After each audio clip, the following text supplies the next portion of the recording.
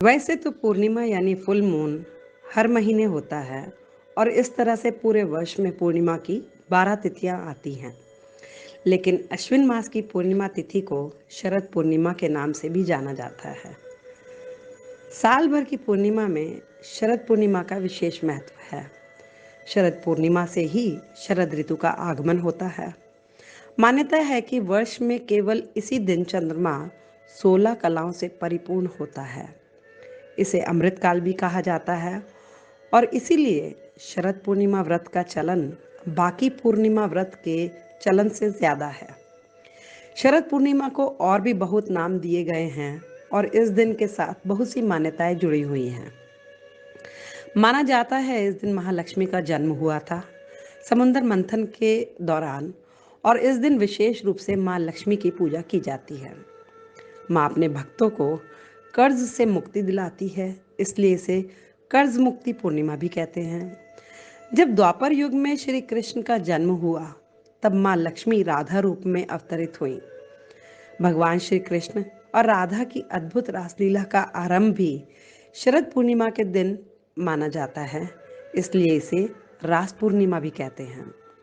धर्म शास्त्रों में उल्लेख मिलता है कि रासोत्सव का दिन वास्तव में भगवान श्री कृष्ण ने जगत की भलाई के लिए निर्धारित किया है, क्योंकि इस रात्रि को चंद्रमा की किरणों से सुधा झरती है।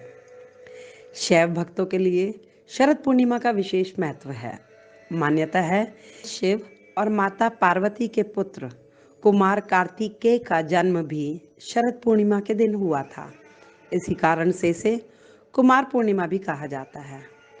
यह भी मान्यता है कि शरद पूर्णिमा के दिन माँ लक्ष्मी भगवान विष्णु के साथ गरुड़ पर बैठकर पृथ्वी लोक में भ्रमण के लिए आती हैं और घर घर जाकर सभी पर वरदान और कृपा बरसाती हैं।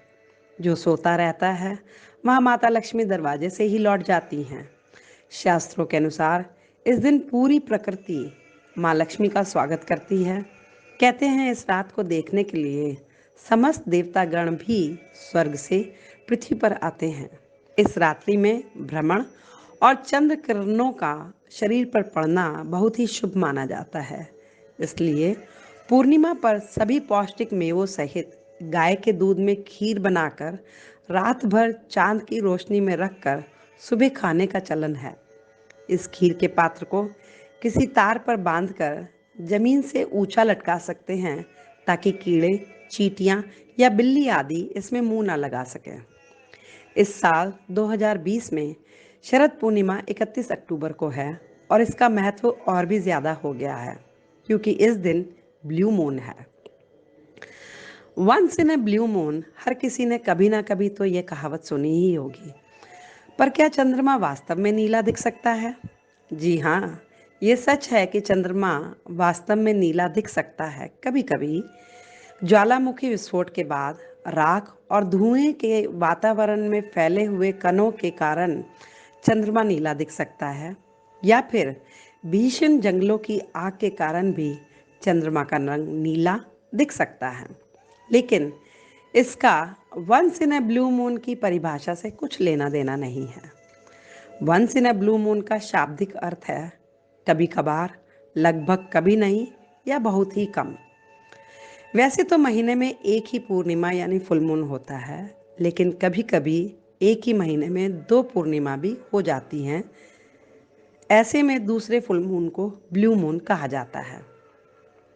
इसे और विस्तार में समझते हैं। लूनर मंथ या चंद्रमास यानी एक पूर्णिमा से दूसरी पूर्णिमा तक 29.5 दिन का होता है, पर अंग्रेजी कैलेंडर के हिसाब से एक महीने में 28 से लेकर 31 दिन तक हो सकते हैं। इसलिए अक्सर पूर्णिमा या फुल मून महीने में एक बार ही आता है, पर हर 3 साल के बाद किसी न किसी महीने में दो पूर्णिमा ज़रूर दिखाई देती हैं। इस बार 31 अक्टूबर को ब्लू मून है और इससे पहले ये ब्लू मून हमें दिखा था 31 मार्च 2018 को। तो इस बार once in a blue moon और शरद पूर्णिमा का चांद एक ही दिन देखना ना भूलिएगा। ब्लू मून तो फिर 3 साल बाद दिख जाएगा, पर शरद पूर्णिमा का ब्लू मून कब दिखेगा यह कहना मुश्किल है। धन्यवाद।